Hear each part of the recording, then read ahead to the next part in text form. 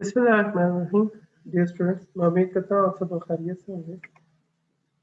Today we will talk about our second part of emotion graph. Emotion graph जो हमने last discuss किए थे पिछले lecture के अंदर, आज हम इसका second part जो है वो study कर रहे हैं. This second part is related to the generally the velocity time graph and the acceleration time graph and their combined effects. So this topic is related to our course Mechanics 1 PHY 301 BS Food Science Technology, third semester evening, fall 2021. In the previous lecture, we have discussed about the detailed discussion about one-dimensional motion, constant acceleration, as a special case जिसके अंदर हमने discuss किया था कि one dimensional motion जो है वो under constant acceleration जो है वो किस तरह से हो सकती है, उसकी फिजिकल एग्जांपल्स के ऊपर हमने लास्ट लेक्चर में बात की थी. Then we have discussed about their unknown physical quantities. हमने अननोन फिजिकल क्वांटिटीज के बारे में बात की थी कि वो कौन कौन सी हो सकती हैं. We have computed five unknown physical quantities S, U, V, A, T. So आज जो है वो हमने अपने आसानी के लिए इसका नाम रखा था. After that we have discussed and derived some basic equations to compute such unknown physical quantities, just like and named them as equations of motion. Then we have discussed about the general types of the problem जो कि हमारे पास आमतौर पे पूछी जाने वाली problems हैं, numerical problems के बारे में हमने डिस्कशन की थी. फिर हमने कुछ हिंट्स और उनके सॉल्यूशन के ऊपर भी डिस्कशन की थी कि अगर हमारे पास जो है वो डिफरेंट तरह की प्रॉब्लम दे दी जाए तो उनको सॉल्व कैसे करना है और उनके हिंट्स क्या क्या होंगे. Now we will going to study the In the previous lecture, we also discussed about the graphical description. कि आप किस तरह से as distance, time, velocity, acceleration को as a function of time consider करते हुए उनकी graphical description study कर सकते हैं और उनको motion graphs किन किन कौन कौन से हैं और किस तरह से study की जा सकती हैं. Then we have discussed about the distance time graph. और आज के लेक्चर के अंदर जो है हम सिर्फ इन दो की बात करेंगे, that is the velocity time graph and the acceleration time graph. तो आज के लेक्चर के अंदर जो है हमारा ज़्यादातर हिस्सा जो होगा वो आपके पास जो है वेलोसिटी टाइम ग्राफ और उसके हवाले से होगा. तो इंशाल्लाह आज के लेक्चर जो होगा ज़्यादातर हम इसके मुताबिक डिस्कस करेंगे. So in this lecture we will going to study the basics review of the velocity time graph and the acceleration time graph. तो आइए उसको हम वन बाय वन पढ़ने की कोशिश करते हैं और देखते हैं कि ये किस तरह से हम रिलेट करते हुए स्टडी कर सकते हैं. So there are three types of the motion graphs. जैसा कि हमने लास्ट लेक्चर में भी पढ़ा था कि एक हमारे पास होता है displacement versus time graph, velocity time graph and acceleration time graph. कुछ लोग जो है वेलोसिटी टाइम ग्राफ के अलावा हम स्पीड टाइम ग्राफ भी पढ़ सकते हैं और इनके बारे में भी हम डिस्कशन कर सकते हैं. और वेलोसिटी टाइम ग्राफ जैसी फिजिक्स और जैसी बेसिक प्रॉपर्टीज जो है वेलोसिटी टाइम ग्राफ की है, वैसे ही हमारे पास जो है वो वेलोसिटी टाइम ग्राफ भी सेम होती है, स्पीड टाइम ग्राफ भी सेम है कहेंगे. And acceleration versus time graph जो है वो भी आपके पास जो है ये बेसिक सारी हमारी नीड्स जो है वो पूरी करते हैं जो कि हमें रिक्वायर अननोन फिजिकल क्वांटिटीज के लिहाज से होती है. तो आज के लेक्चर के अंदर जो है हमारा मेन फोकस इन दो ग्राफ के ऊपर होगा जी और इनके बेसिक पैरामीटर्स और इनकी फिजिकल क्वांटिटीज से रिलेटेड हम डिस्कशन करेंगे. तो एज अ रिव्यू हम ये स्टडी कर सकते हैं कि लास्ट लेक्चर में हमने क्या क्या पढ़ा था. As you can see here in the last lecture we have decided that कि सबसे पहले आपने एक्स एक्सिस को लेना है, then you have to do the Y axis और उसके बाद आपने इन दोनों को लेबल करना होता है. हम अपने लेक्चर के अंदर जो है लास्ट टाइम भी यही डिस्कस कर रहे थे कि हमने एक्स एक्सिस के ऊपर हमेशा जो है वन डायमेंशनल मोशन के लिए और टाइम को रखना होता है, जबकि वाई एक्सिस के ऊपर जो है वो पोजीशन आ सकती है, डिस्टेंस आ सकता है, वेलोसिटी आ सकती है या एक्सेलरेशन आ सकती है. तो उनको लेबल करेंगे. Then we have to compute the slope of the graph और हमने जो भी फिजिकल क्वांटिटी यहाँ पे रखनी है, डी रखना है, बी रखना है या एक्सेलरेशन रखना है, तो उसके मुताबिक जो ग्राफ होगा उसके मुताबिक उसकी स्लोप को हमने स्टडी करना होता है. तो आइए देखते हैं कि हमारे पास जो है वो सबसे पहला हिस्सा वेलोसिटी टाइम ग्राफ के हिसाब से कहते हैं और किस तरह से हम इनको कंप्यूट कर सकते हैं. तो velocity time graph under constant acceleration, because हम शुरू से ही कांस्टेंट एक्सेलरेशन के साथ काम कर रहे हैं तो इसलिए हमारे जो ग्राफ हैं ये सारे के सारे कांस्टेंट एक्सेलरेशन के लिहाज से करेंगे study.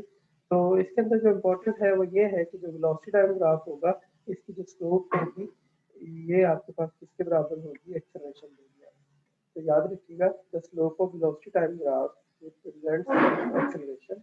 Secondly a constant slope implies constant acceleration. याद रखिएगा अगर आपके वेलोसिटी टाइम ग्राफ की स्लोप कांस्टेंट है तो इसका मतलब है कि आपका जो एक्सेलरेशन होगा वो कांस्टेंट है। Secondly thirdly the slope can be positive हो सकती है, can be negative हो सकती है और can be zero हो सकती है। It depends upon the situation। अगर आपकी velocity बढ़ रही है तो उसके अंदर जो change आ रहा है delta v is basically the change in velocity। If it is positive then the acceleration will be positive and obviously the slope will be positive।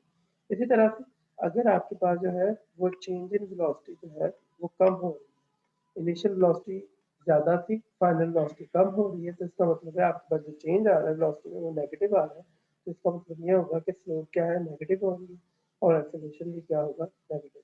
अगर आपके पास चेंज इन वेलोसिटी जो है वो बिल्कुल ज़ीरो हो जाती है और कांस्टेंट स्पीड या वेलोसिटी हो जाती है, तो इस सिचुएशन के अंदर स्लोप क्या होगी जी? बिल्कुल ज़ीरो होगी और आपका एक्सेलरेशन भी क्या होगा, ज़ीरो होगा।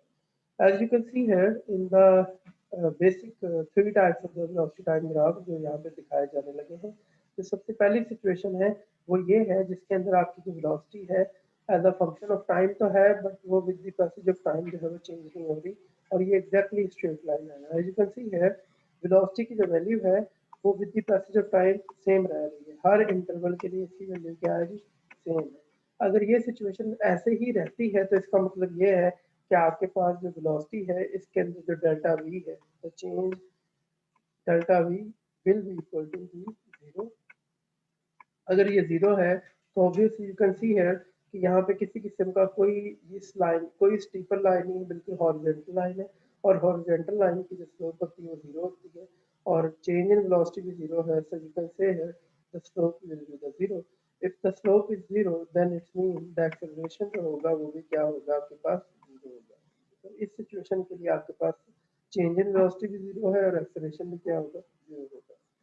Similarly, for this case, as you can see here, in this case, velocity जो है with the passage of time क्या रह रही है, almost एक जैसी रहती है। वो जितना टाइम बढ़ रहा है उतनी ही वेलोसिटी बढ़ रही है, so it is almost same।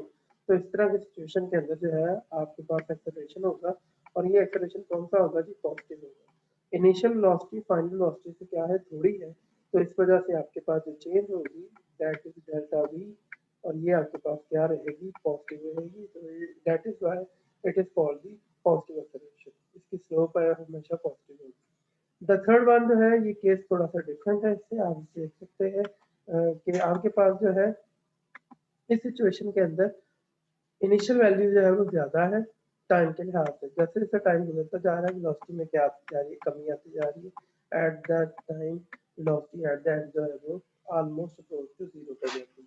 तो इट्स मीन जो चेंज है वो वेलोसिटी के अंदर वो कैसी है, वो नेगेटिव वाली है, डिक्रीजिंग है और आपका जो एक्सेलरेशन होगा वो क्या होगा जी, वो नेगेटिव होगा। इस हवाले से हमारे पास ये तीन सिचुएशन हो सकती हैं और जनरली तौर पे हम अपने कोर्स के अंदर भी इस तरह की तीन सिचुएशंस को ही डील करते हैं। तो आप इन तीनों सिचुएशंस के ऊपर ग्रिप होनी चाहिए ताकि आप इजीली चीज़ों को सॉल्व कर सकें।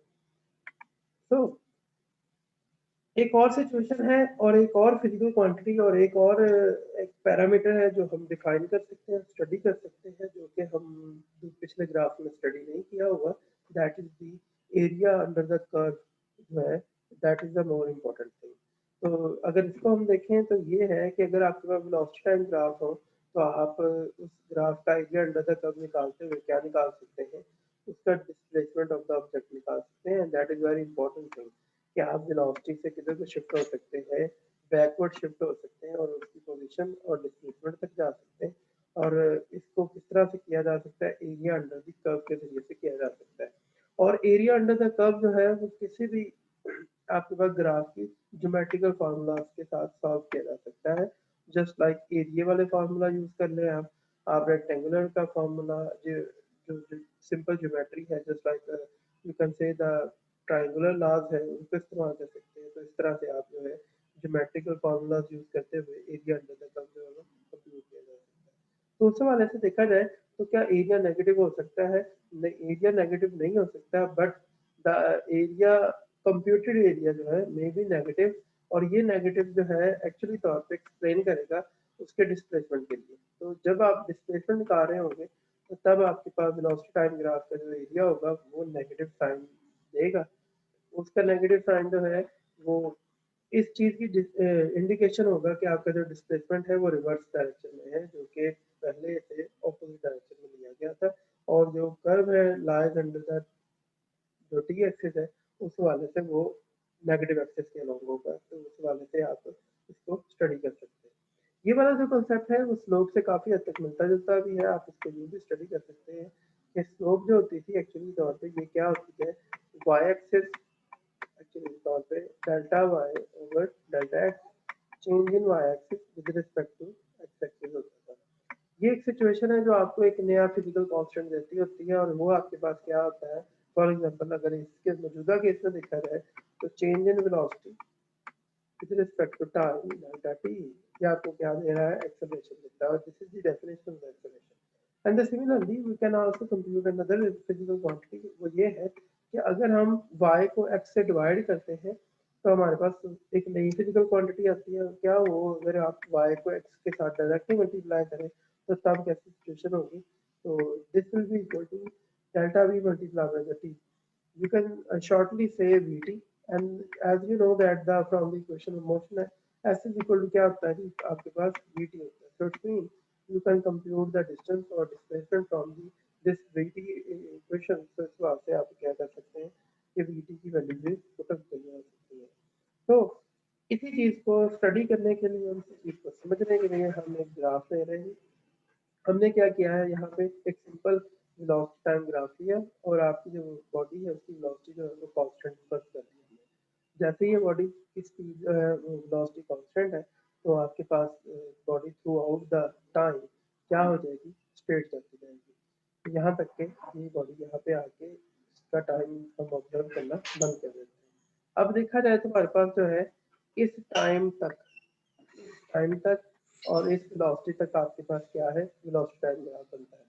एरिया अंडर द कर्व से क्या मुराद होगा कि आपके पास ये जो लाइन है इससे नीचे नीचे जितना एरिया है वो क्या होगा, आपकी ऑब्जर्वेशन है जो कि ऑब्जेक्ट ने मूव की है velocity under the time T, zero से वो शुरू हुआ है और टी तक गया। तो हम इस हिस्से को ग्रीन कर देते हैं, तो ये बता रहा है कि ये कंप्लीट पैच जो है एरिया है, and this area can be computed as length multiply by the width. तो यू कैन सी हियर एक साइड आपके अगर इसको लेंथ ले लें और ये बी ले लें आप, और ये वाली जो साइड है ये आप अगर इसको ले लें टी ले लें यहाँ से लेकर यहाँ तक, तो ये आपके पास क्या बनता है, लेंथ इनटू विड्थ। तो उस वाले से आपके पास ये फॉर्मूला आ जाएगा S is equal to V T. तो उस वाले से हमारे पास जो है ये बन सकता है S is equal to V T formula. तो यू कैन सी है कि ये आपके पास आ जाएगा S is equal to V T, और ये आपके पास फॉर्मूला बन जाएगा यहाँ पे S is equal to V T के हिसाब से कंप्यूट किया जा सकता है। So in this way you can compute here another graph जिसके अंदर आपके पास जो है सिचुएशन ये है कि अब आपकी जो वेलोसिटी है वो कांस्टेंट नहीं है बल्कि ग्रेजुअली इंक्रीज कर रही है। तो change in delta V is equal to increasing. तो आप एक पर्टिकुलर पॉइंट के ऊपर जाके जो है आपके पास ये परपेंडिकुलर ड्रॉ किया जा सकता है टाइम के ऊपर, और again you have toward zero T time और आपके पास जो वेलोसिटी है। अब नाउ फॉर दिस टाइम पिछली फिगर तो थी रेक्टेंगुलर शेप, और ये वाली आपके पास जो फिगर बन रही है एरिया अंडर द कर्व वाली, it's similar to the right angle triangle. अगर आपके पास राइट एंगल ट्रायंगल हो तो उसका एरिया किस तरह से निकाला जाता है, हाफ बेस, ये बेस है टी, और ये आपके पास परपेंडिकुलर हाइट क्या है ये आपके पास वो भी हो जाएगी। तो यहाँ पे आप इसकी बेस से टी के एरिया निकाल सकते हैं, और जो कि इसके बराबर है displacement. You can see here also this displacement can be taken as 1 over 2 multiply by base कितना है जो हमारे पास टाइम, एंड हाइट कितनी है आपके पास, that will be equal to v। तो उस वाले से ये आपके पास डिस्प्लेसमेंट आ जाएगा हाफ वी टी के बराबर आ जाएगा। तो अगर आपको याद हो we have computed v S is equal to half V T V I T plus half A T square, और उस वाले से भी आप किया जा सकता है। तो there are some different graphs, VT graph जो है मुझे एक्सप्लेन करते हैं कि किस तरह से आपकी जो है ग्राफ की मोशन एक्सप्लेन की जा सकती है। एज यू कैन सी है इन ग्राफ के अंदर कि आपके पास जो डेल्टा वी है इट्स बेसिकली द चेंज, और ये पॉजिटिव चेंज आ रहा है तो basically increasing with respect to the time. तो यहाँ पे आपका जो एक्सेलरेशन होगा it will be constant as well as it will be, you can say that कि ये आपके पास क्या होगा, पॉजिटिव होगा। Now for this second graph you can see here कि ये जो है वैल्यूज आपके पास क्या करती जा रही है, डिक्रीज होती जा रही है and with the passage of time. तो ये डिक्रीज है, तो change in delta V is decreasing, तो दिस चेंज इज नेगेटिव और आपके पास जो एक्सेलरेशन होगा वो क्या हो जाएगा, वो नेगेटिव होगा because now for this time आपके पास velocity जो है वो decrease हो रही है। If you notice here, there the graphs are very you can say different from these. These are the actually the linear graphs, but these graphs are not exactly a linear one. These are follow some curvy curve. तो ये जो है आपके पास curve form में है, which shows that they are not exactly the similar or they are not exactly the same. तो these are the non-linear graphs. तो ये जो है आपके पास लीनियर नहीं है बल्कि नॉन लीनियर ग्राफ्स है। तो उस हवाले से जो ग्राफ्स नॉन लीनियर ग्राफ्स होते हैं उनका जो एक्सेलरेशन होता है वो वेरी कर रहा होता है। तो these are the variable acceleration, और उनका एक्सेलरेशन वेरी कर रहा है बिकॉज ऑफ वेलोसिटी, और ये सब जो है वो भी क्या करती है, वेरी करती है। In the similar situation as you can see है, यहाँ पे इंक्रीजिंग ट्रेंड तो है but again we have very different situation. यहाँ पे आपके पास आपका एक्सेलरेशन जो है वो वेरी कर रहा है, यहाँ पे इंक्रीजिंग है, देन एक्सेलरेशन बिकम जो है वो ऐसा ऐसा लोअर हो गया। यहाँ पे जो है वो आपका स्लोप जो एग्जैक्टली जीरो हो जाती है, जीरो स्लोप से जो आप क्या है एक्सेलरेशन क्या हो गया, जीरो हो गया। तो अगर आप इन दोनों सिचुएशन को डिस्क्रिमिनेट करें तो ये वाली कौन सी है, ये वो वाली सिचुएशन है जिसके अंदर आपके पास जो वेलोसिटी है और जो आपके पास बॉडी है वो यूनिफॉर्म कर रही है, जबकि इस सिचुएशन के अंदर बॉडी की क्या है, नॉन यूनिफॉर्म मोशन है, जिस वजह से आपके पास यहाँ पे जो ग्राफ है वो इस तरह से नॉन लीनियर बन जाए।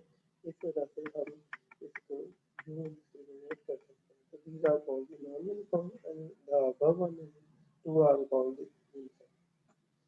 So as you can see here कि हमारे पास एक प्रॉब्लम दिया गया जिसके अंदर एक कार है और वो मूव कर रही है और उसने अपने सफर के दौरान ये टोटल 6 हिस्सों को कवर किया है, जैसे कि R point, S point, D point, U है, वी है एंड डब्ल्यू है। R, S, T, U, V और डब्ल्यू के हिसाब से हमने अगर डिफरेंट चीज़ों को कंप्यूट करना पड़ जाए, फॉर एग्जांपल एक्सेलरेशन को, फॉर एग्जांपल जो है उसके डिस्प्लेसमेंट को, तो वो हम किस तरह से कर सकते हैं, आइए देखें। हम इस सिचुएशन को कुछ यूँ देख सकते हैं कि कुछ हिंट्स हैं उसके मुताबिक दिया जा सकता है। जो सबसे पहली बात है वो ये है कि जो आपके पास हॉरिजॉन्टल लाइंस होती हैं, they actually give you the constant velocity. Horizontal line जो है वो आपको कांस्टेंट वेलोसिटी दे रही है, बता रही है, जबकि स्लोप्ड लाइन जो है, जिनकी लाइन जो है वो टिल्टेड होती है, वो क्या बता रही होती है, चेंजिंग वेलोसिटी बता रही होती है। तो एक आपके पास स्लोप्ड लाइन है और एक आपके पास क्या है जी, कांस्टेंट लाइन है, हॉरिजॉन्टल लाइन है। फिर दूसरी बात क्या है कि अगर आप देखें तो आर, टी, यू ये कौन सी है, स्लोप वाली लाइन है। ये आपके पास टिल्टेड लाइन है, स्लोप्ड हुई लाइन है, स्टीपर है, जबकि एस हो गया, यू हो गया और डब्ल्यू हो गया, ये क्या हॉरिजॉन्टल लाइन है। तो नाम से आप एक तो ये कंफर्म कर सकते हैं कि अगर आपके पास ये सिचुएशन है कि एस, यू एंड डब्ल्यू ये तीनों हॉरिजॉन्टल लाइन है और इनका स्लोप क्या है, इनकी ये स्लोप है जी जीरो। इनकी स्लोप अगर जीरो है तो इसका मतलब ये हो गया कि आपके पास एक्सेलरेशन क्या होगा, इनका जीरो होगा। याद रखिएगा इनका एक्सेलरेशन क्या है, zero. A is equal to 0 for S, U and W. For the case R and V, तो आपके पास क्या है, R और V जो है ये आपस में क्या है, they are the increasing trend. तो उस वाले से इनका जो एक्सेलरेशन होगा वो क्या है आपके पास, पॉजिटिव। तो एक्सेलरेशन क्या होगा, पॉजिटिव होगा। फॉर किसके लिए, it will positive for R and V, जबकि जो टी है ये किसके लिए होगा जी, ये टी जो है ये इसका एक्सेलरेशन क्या है, नेगेटिव एक्सेलरेशन। तो आप इस तरह से जो है इन सारी सिचुएशंस को सॉल्व कर सकते हैं। सिमिलरली आप स्लोप के साथ साथ आप एक और काम कर सकते हैं और वो है आपके पास इसका डिस्प्लेसमेंट और इसका एरिया अंडर द कर्व। अगर आपने एरिया निकालना है तो आप इसी तरह से इस ग्राफ को क्या कर देंगे, जेंटली इनके बाइसेक्शन हिस्सों में तकसीम कर देंगे छोटे छोटे पार्ट के अंदर। As you can see here I am dividing this situation here as the part number 1, part number 2, part number 3। Similarly U के नीचे कोई एरिया नहीं आता, जीरो एरिया है, तो उस वाले से डिस्प्लेसमेंट क्या होगा, जीरो होगा। तो ये आपके पास आ जाएगी सिचुएशन और एक आपके पास सिचुएशन क्या आ जाएगी। तो इफ वी नोटिस दैट हमारे पास यहाँ पे कितने हिस्से हो गए हैं, यहाँ पे आपके पास 5 हिस्से हैं। इस 5 हिस्सों में से अगर आप देखें तो 1, 3 और 4, तो 1, 3 और 4 वाले जो हिस्से हैं ये आपको क्या दे रहे हैं, ये ट्राइंगल दे रहे हैं, राइट एंगल ट्राइंगल हैं। तो इनका काम और इनसे हम डिस्टेंस कैसे निकाल सकते हैं, और सिंपल फार्मूला है 1/2 base multiply by the height. तो आप इस फार्मूला को यूज कर सकते हैं। जबकि जो आपके पास 2 नंबर है और आपके पास 5 नंबर है, 2 और 5 जो है ये मिलके क्या बना रहे हैं, रेक्टेंगल बना रहे हैं। तो लेंथ इनटू विड्थ के जरिए से आप इसे क्या निकाल सकते हैं, डिस्टेंस निकाल सकते हैं। और इन सबको अगर आप ऐड कर देंगे तो फिर वो टोटल डिस्टेंस कवर्ड आ जाएगा जो बॉडी ने किया है 0 से लेके 30 सेकंड तक। तो यूं आप total distance covered by the car जो है वो भी निकाल सकते हैं। Again we have a simple question है, जिसका आपके पास लास्ट टाइम हमने एक फिगर के जरिए से 5 ग्राफ दिए हुए हैं हमने, और आपसे 5 से 6 सवाल पूछे हुए हैं। पहला सवाल ये है कि विच वन आर मोशनलेस, कौन सा जो है वो मोशनलेस है। इसमें से ग्राफ जो है वो मोशनलेस होने की एग्जांपल दे रहा है। तो मेरे नजदीक तो फिलहाल तो कोई भी नहीं है। आप सोच रहे हैं, और इसमें ए, बी, सी, डी एंड ई। तो आप देख सकते हैं कि कोई भी ऐसा ग्राफ नहीं है जो कि मोशनलेस होने की कंडीशन को फुलफिल करता है। मोशनलेस होने से मुराद ये है कि उसकी जो वेलोसिटी है वो थ्रू आउट द टाइम क्या होनी चाहिए, जीरो होनी चाहिए। Similarly which one has a constant velocity, किसकी वेलोसिटी जो है कांस्टेंट है। तो याद रखिएगा कौन सी वेलोसिटी है जो टाइम के हिसाब से चेंज नहीं हो रही, एक तो ए है और एक क्या है आपके पास ई नंबर। ए और ई जो है वो ऐसी है जो टाइम के साथ चेंज नहीं होती। Which one are the accelerating, कौन सी है जो एक्सेलरेट हो रही है। अगर एक्सेलरेशन के हिसाब से देखा जाए तो देख सकते हैं आप, ये पॉजिटिव ट्रेंड के साथ एक्सेलरेट हो रही है, तो बी नंबर, ठीक है जी। और एक्सेलरेशन कहाँ कहाँ मौजूद है जी, और आपके पास किसी भी जगह नहीं है। एक्सेलरेशन एक और भी है, वो जो है नेगेटिव एक्सेलरेशन है, वो है G C number. Which one change their motion, कौन सी ऐसी है बॉडी और कौन सा ऐसा ग्राफ है जो ये बता रहा है कि बॉडी ने अपनी मोशन को चेंज किया। The only change represented by the graph number D. तो ग्राफ नंबर डी जो है इसके अंदर बॉडी ने अपनी पोजीशन को चेंज किया, मोशन को चेंज किया। पहले बॉडी जो है वो आपके पास एक्सेलरेट हो रही थी, देन बॉडी जो है वो एक कंटिन्यूस स्पीड के साथ क्या करना शुरू हो गई, मूव करना शुरू कर दिया। which one have a positive velocity, किसकी velocity जो है वो पॉजिटिव है। तो यू कैन सी हियर कि velocity किसकी पॉजिटिव है। ये क्वेश्चन बड़ा सिंपल है और ट्रिकी है कि कौन सी बॉडी है जिसकी velocity पॉजिटिव है। तो वो सिर्फ ए बॉडी है जिसकी velocity आपके पास क्या है, पॉजिटिव है। बाकी जो velocities है वो चेंज होती है विद रिस्पेक्ट टू टाइम। तो सी की भी नेगेटिव हो जाती है, बी की भी, डी भी नेगेटिव है, ई भी नेगेटिव है। Which one displace the least, तो किसका जो है डिस्प्लेसमेंट सबसे कम है, एरिया अंडर द कर्व किसका सबसे थोड़ा है। एज यू कैन सी है, मैं अगर पॉइंट आउट करूँ तो आपके पास जो है ये वाला हिस्सा जो है, बी वाला हिस्सा जिसको मैं हाईलाइट कर रहा हूँ, ये वो एरिया है जो बी के अंडर आता है। तो ये एरिया सबसे थोड़ा है as compare to the anyone. तो यहाँ पे आंसर क्या होगा, बी होगा। तो आपने भी कोशिश करनी है इस तरह के ग्राफ को आप इस तरह से टेक्निकली तौर पे एक्सप्लेन कर सकते हैं। Now the second third part of that our time, motion time graph जो है वो है आपके पास acceleration time graph। और ये acceleration time जो ग्राफ है वो किस तरह से एक्सप्लेन करते हैं आगे देखिएगा। Again we have the slope of the acceleration time graph जो है वो आपके पास क्या होती है, वो थ्रस्ट होता है बेसिकली। तो बट हम इसको उसके अंदर क्या ले रहे हैं, इसको 0 ले रहे हैं, because we are dealing with the constant acceleration. तो उस वाले से आपके पास यहाँ पे क्या होगा, इस कोर्स के अंदर आपका जो स्लोप है एक्सेलरेशन की वो आपके पास क्या होगी, 0 होगी। और 0 slope implies the constant acceleration.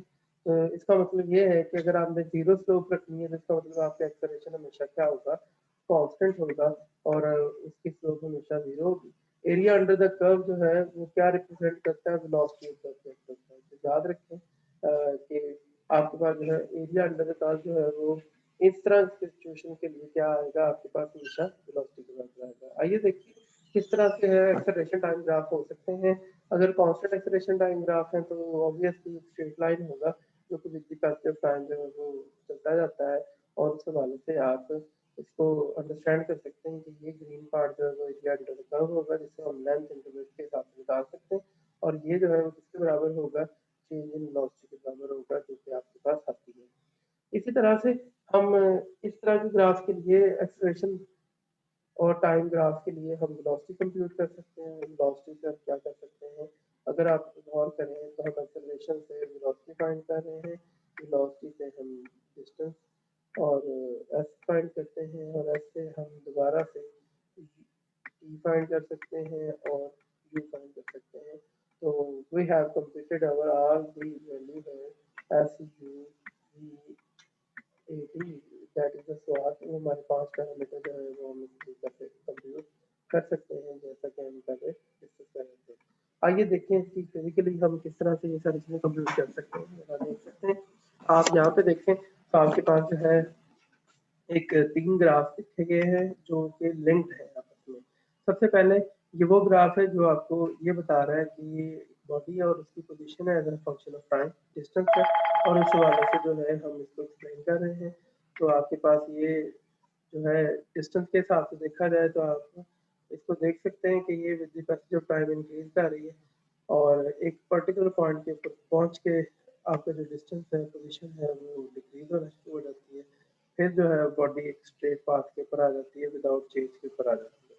ये सिचुएशन कैसे सॉल्व हो रही है, आइए जरा देखिएगा कि ये बॉडी किस तरह की है और किस तरह की मोशन कर रही है। कैसी है आपके पास यहाँ पे सिचुएशन ये है कि ऊपर वाली बॉडी का ऑब्वियसली जो स्लोप होगी इसकी वो निचला ग्राफ बनाएगी, और इसकी जो स्लोप होगी वेलोसिटी टाइम वाले ग्राफ की वो आपको एक्सेलरेशन वाला ग्राफ देगी। तो ये सारी इंफॉर्मेशन जो है वो इंटरलिंक्ड है, और वहाँ से हम ये सारी चीज़ें कंप्यूट कर सकते हैं। तो let's start with the first part, और वो आपके पास क्या है जी, कि आपकी बॉडी जो है वो 0 से स्टार्ट किया है, और उस वाले से हमारे पास क्या होगा, ये इंक्रीज करना शुरू किया है। तो हमारे पास आइए हम स्टार्ट करें इस सिचुएशन के साथ। तो with the passage of time body increase करेगी टेम्परेचर अपना मतलब उसकी पोजीशन। तो यहाँ पे इनिशियल वाले पार्ट के लिए बॉडी की जो स्पीड होगी, सॉरी वेलोसिटी होगी, ये क्या है, पॉजिटिव। फिर आपके पास जो है बॉडी में ऑलमोस्ट कांस्टेंट जो है वो थ्रू आउट मूव करना शुरू कर दिया है वेलोसिटी के साथ। इसलिए इसकी जो वहाँ पे वेलोसिटी है यहाँ पे क्या आ रही है, कांस्टेंट। स्लोप यहाँ पे क्या होगी, कांस्टेंट होगी। देन जो है वो स्लोप आपकी क्या होना शुरू हो गई है, वो डिक्रीज होना शुरू हो गई है, फ्लैटेंड होना शुरू हो गई है, इसलिए ये स्टीपर नहीं रही। तो आहिस्ता आहिस्ता वेलोसिटी क्या हो रही है, कम हो रही है। एक पर्टिकुलर पॉइंट पे जाने के बाद आपकी जो है वो स्लोप क्या होती है, एग्जैक्टली हॉरिजॉन्टल हो जाती है, इसका मतलब 0। तो आपकी यहाँ पे इस पर्टिकुलर पॉइंट पे वेलोसिटी क्या हो जाती है, 0 हो जाती है, स्लोप 0 हो जाती है। अगेन जो है आपकी जो स्लोप है वो हॉरिजॉन्टल से आप क्या करना शुरू कर गए हैं, वो हॉरिजॉन्टल से आप करना शुरू कर गए हैं डिक्रीज, इंक्रीज हो रही है, अगेन स्टीपर की तरफ जा रही है। तो इसका मतलब आपकी स्लोप क्या है, बढ़ रही है। जैसे जैसे स्लोप बढ़ती जा रही है वैसे वैसे वेलोसिटी अगेन नेगेटिव साइड में बढ़ती जा रही है, और उसके बाद जो है फर्दर जो है आप क्या कर सकते हैं, उसको डिक्रीज करते हैं, माइनस मैक्सिमम नेगेटिव पॉइंट की तरफ जा रहा है।